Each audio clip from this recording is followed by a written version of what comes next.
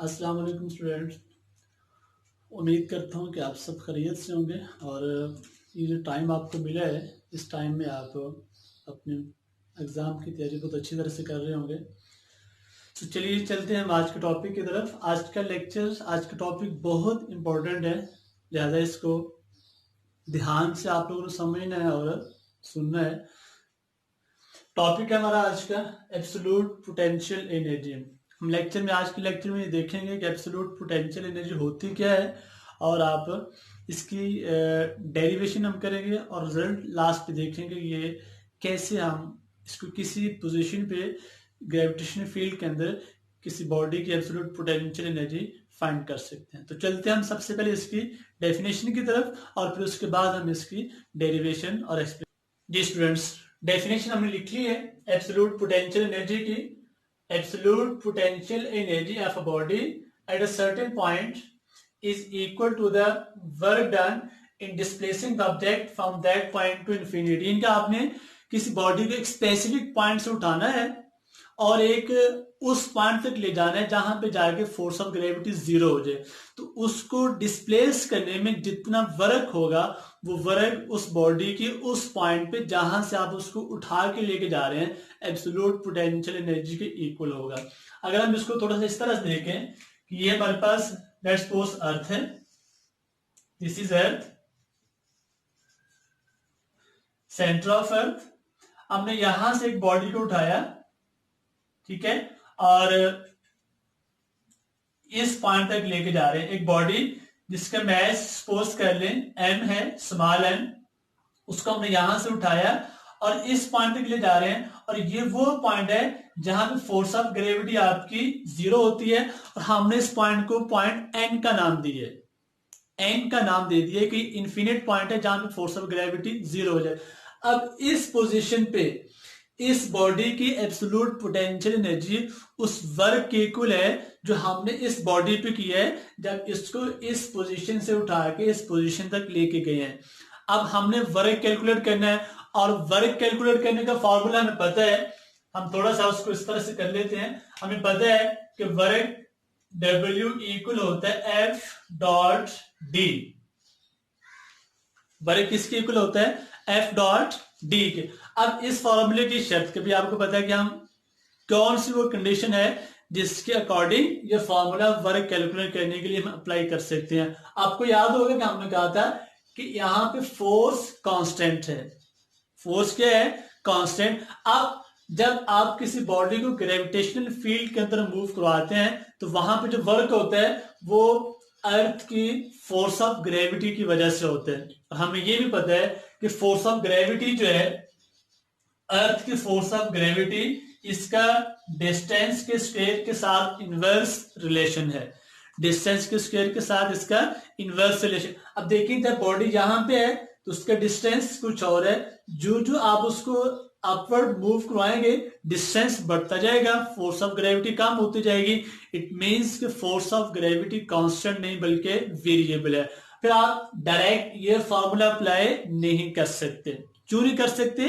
कि जो फोर्स है यहाँ पे, जिस फोर्स की वजह से ये वर्क हो रहा है वो फोर्स कांस्टेंट नहीं है। फिर हम करते क्या है, हम करेंगे इस तरह से कि हम अपने इस पाथ को स्मॉल स्टेप्स में डिवाइड करेंगे और फिर वर्क को कैलकुलेट करेंगे। तो चलिए हम अब क्या करते हैं कि हम अपने पाथ को स्मॉल स्टेप्स में डिवाइड करते हैं और फिर इस फॉर्मूले के अकॉर्डिंग हम वर्क को कैलकुलेट करते हैं। जी स्टूडेंट, तो हमने लिख लिया एक बॉडी जिसका मैस है m, एक बॉडी जिसका मैस कितना है उसको हमने डिस्प्लेस किया from point 1 to point n। Let a body of mass m is displaced from one point to point n। हमने वर्क कैलकुलेट करना है तो वर्क का फॉर्मूला हमारे पास क्या फॉर्मूला है? F d, F dot d, this is equal to F d cos of theta. अब force हमारे पास कौन सी है? यहाँ पे फोर्स ऑफ ग्रेविटी, और by Newton law of gravitation force of gravity between this body of mass small m and earth having small capital M is equal to this capital G, mass of earth, mass of the object and distance between them। अब ये force क्योंकि constant नहीं है तो उसके लिए हमने क्या किया है, जो डिस्टेंस था between point 1 and point and, उसको स्मॉल स्टेप्स में डिवाइड किया है, 1 से 2, 2 से 3, इसी तरह 3 से 4 एंड सो ऑन एन तक चलता रहेगा। लेकिन याद रखिएगा कि जो स्टेप हमने लिए हैं 1 से 2, 2 से 3, ये इतने शॉर्ट हैं, इतने स्मॉल हैं कि हर दो स्टेप के दरमियान फोर्स ऑफ ग्रेविटी क्या रहेगी, कांस्टेंट, या हम अज्यूम करेंगे कि फोर्स ऑफ ग्रेविटी कांस्टेंट है। अगर कांस्टेंट होगी तो ही आप ये फॉर्मूला अप्लाई कर सकते हैं। अब हमने डिस्टेंस को तो स्मॉल स्टेप्स में डिवाइड कर लिया, ठीक हो गया। फिर फोर्स का formula F capital G capital M small m over r square. अब आर क्या है, पहले हम वर्क कैलकुलेट करना चाहते हैं स्टेप 1 से 2 तक, फिर 2 से 3 तक, फिर 3 से 4 तक एंड सो ऑन, ऐसे ही चलता रहेगा। अब जब हमने वर्क कैलकुलेट करना है 1 से 2 तक, तो पॉइंट 1 का डिस्टेंस सेंटर ऑफ अर्थ से है r1, पॉइंट 2 का डिस्टेंस सेंटर ऑफ अर्थ से r2। अब अगर हम डिस्टेंस लें r1 तो इस पॉइंट का डिस्टेंस आएगा, r2 लें इस पॉइंट का आएगा। इस प्रॉब्लम को भी हमने कैसे सॉल्व कर लिया, हमने उनके मिड पॉइंट का डिस्टेंस ले लिया r, average distance of point 1 and point 2 from centre of earth, हमने क्या ले लिया r, और वो r हम यहां पे पुट कर रहे हैं। ये सारी कैलकुलेशन इसी के लिए है। Distance of point 1 from o यहां पे सेंटर ऑफ अर्थ है r1, पॉइंट 2 का r2, इन दोनों पॉइंट्स के मिड पॉइंट के डिस्टेंस r, और इन दोनों पॉइंट्स के दरमियान की पॉइंट 1 और पॉइंट 2 के दरमियान डिस्टेंस है वो है डेल्टा r। अब हमने डेल्टा r किसकी इक्वल है, r2 minus r1, this is r2, this is r1, r2 में से r1 को माइनस करेंगे तो ये हमारे पास डेल्टा r है, पॉइंट 1 और पॉइंट 2 के दरमियान डिस्टेंस। और अगर हम r1 को उठा के इस तरफ ले हैं, r2 की वैल्यू आ जाएगी डेल्टा r प्लस r1। हमें बेसिकली क्या चाहिए, r, फोर्स की वैल्यू फाइंड करने के लिए हमें क्या चाहिए, r किसकी इक्वल है, जैसे कि मैंने बताया कि r is the average distance of point 1 and point 2 from the centre of earth, r1 plus r2 over 2। r2 की वैल्यू हमने यहां पुट कर दी, r1 की जगह r1, r2 किसकी इक्वल है, delta r plus r1, delta r plus r1 यहां put कर दिया। r1 plus r1 2r1 plus delta r, यानी जब इसको हम सॉल्व करेंगे डेल्टा r, ये 2 इससे कट जाएगा, r1 आ जाएगा, और इसके बटे में डेल्टा r ओवर 2 आ जाएगा। हमें यहाँ ये वैल्यू आ गई है r की, ये किसकी वैल्यू आई है, r की। हमें किसकी वैल्यू चाहिए, r स्क्वायर की। हमने दोनों तरफ स्क्वायर ले लिया, r का भी स्क्वायर और इस फैक्टर का भी क्या ले लिया, स्क्वायर ले लिया, इस फैक्टर का स्क्वायर। इस स्क्वायर को हमने एक्सपेंड कर दिया, a प्लस बी का होल का स्क्वायर वाला फॉर्मूला यूज करके। अब ये 2 इस 2 से कट जाएगा, ये 2 इस 2 से कट जाएगा, ठीक है। हमारे पास पीछे क्या बचेगा, r1 का square delta r1 plus delta r square over 4। अब ये जो टर्म है डेल्टा r स्क्वायर ओवर 4, ये टर्म बहुत छोटी है। अब बहुत छोटी क्यों है, क्योंकि हमने डेल्टा r बेसिकली डिस्टेंस है पॉइंट 1 और पॉइंट 2 के दरमियान, और ये पॉइंट इतने क्लोज हैं कि इनके दरमियान फोर्स ऑफ ग्रेविटी हमने कांस्टेंट कंसीडर की हुई है, लिहाजा बहुत ही क्लोज है। अगर बहुत क्लोज हैं तो इनके दरमियान डिस्टेंस बहुत शॉर्ट है, और जब डिस्टेंस शॉर्ट है तो जब हम इसका स्क्वायर लेंगे तो ये वैल्यू और शॉर्ट हो जाएगी as compare to the value of r1 and r2। लिहाजा फिर हम इसको क्या कर देते हैं, निग्लेक्ट कर देते हैं। ये जो फैक्टर है delta r square over 4, this can be neglected because its value is very small as compare to r1 का स्क्वायर। इसको हमने निग्लेक्ट कर दिया, पीछे क्या बचेगा हमारे पास, r1 का square, r1 delta r, delta r की वैल्यू r2 माइनस r1 ये पुट कर दी, r1 r2, r1 का स्क्वायर, ये भी कट जाएंगे, पीछे r स्क्वायर की वैल्यू हमारे पास बच गई r1 r2। हमने इग्नोर कर दिया, इग्नोर क्यों किया है इसके लिए हमने बात कर ली। पीछे हमारे पास बच गया r1 का square, r1 delta r, R1 delta delta की वैल्यू पुट कर दी, डेल्टा किसकी इक्वल है R2 माइनस R1, R1 का स्क्वायर की जगह R1 की जगह R1 डेल्टा की जगह, अब ये R1 इसकी जगह आ गया, R1 R2 plus minus minus R1 का स्क्वायर, ये दोनों आपस में कट जाएंगे तो पीछे हमारे पास क्या बचेगा R1 R2 किसकी वैल्यू है R स्क्वायर की, तो ये हमने R स्क्वायर की वैल्यू लिख ली है R1 R2 जो कि हमने इस इक्वेशन में यहां पे यूज करनी है। तो अगर हम इसको ऐसे लिख लें, फोर्स बेसिकली हमारे पास इक्वल है capital G capital N small n R1 R2, ये हमारे पास फोर्स आ गई है।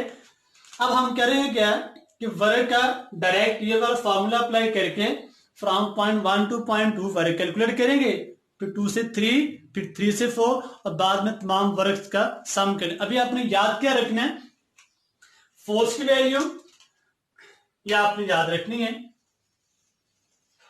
फोर्स हमने कितनी अप्लाई की है, ठीक है, और distance between point 1 and point 2 is delta R, यह आपने याद रखना है। तो चलिए अब हम क्या करते हैं, अब वर्क की तरफ चलते हैं। वर्क कैलकुलेट, जी स्टूडेंट्स अब हमने वर्क कैलकुलेट करना है पॉइंट 1 से पॉइंट 2 तक। फॉर्मूला हमने लिख लिया, work done in displacing the object from point 1 to 2 is W12 F dot d F d cos theta. Force ये वैल्यू हमने लिखी है फोर्स की, capital G capital N small n over R1 R2, तो ये आ गया वैल्यू ऑफ फोर्स। डिस्प्लेसमेंट हमने डिस्प्लेस के बॉडी को फ्रॉम पॉइंट 1 से 2 तक, उनके बाद सेपरेशन कितनी है डेल्टा आर आ गया। अब डिस्प्लेसमेंट जो है अपवर्ड है and force of gravity downward, angle कितना आ जाएगा 180 डिग्री, ये 180 आ गया। अब देखें ये सारा फैक्टर हमने यूं लिख लिया, डेल्टा आर की वैल्यू R2 माइनस R1, ये हम पहले से नोट कर चुके हैं, और cos 180 माइनस 1 के इक्वल, ये सारा कुछ हमने नोट कर लिया। अब cos 180 का जो माइनस है हमने स्टार्ट में लिख लिया, this is work done in displacing the object from point 1 to point 2। Similarly जब आप बॉडी को पॉइंट 2 से पॉइंट 3 तक लेके जाएंगे तो ये फैक्टर कांस्टेंट है, कैपिटल G यूनिवर्सल कांस्टेंट है, मैस ऑफ अर्थ भी कांस्टेंट है, और ऑब्जेक्ट का मैस भी क्या रहेगा कांस्टेंट रहेगा।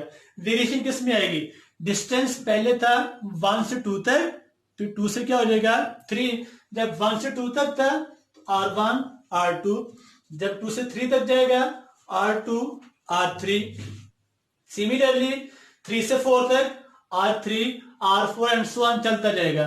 ये पहले दो स्टेप और लास्ट दो स्टेप्स हैं n-1 और लास्ट क्या है n, क्योंकि लास्ट स्टेप n है, उससे पीछे वाला n-1, उससे पीछे वाला n-2 और उससे पीछे वाला n-3 से चलते हैं।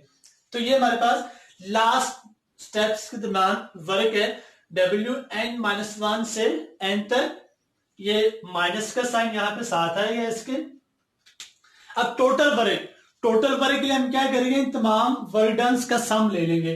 Total work done is W equal है W1 से 2 प्लस 2 से 3 प्लस 3 से 4 and so on up to n-1 to n।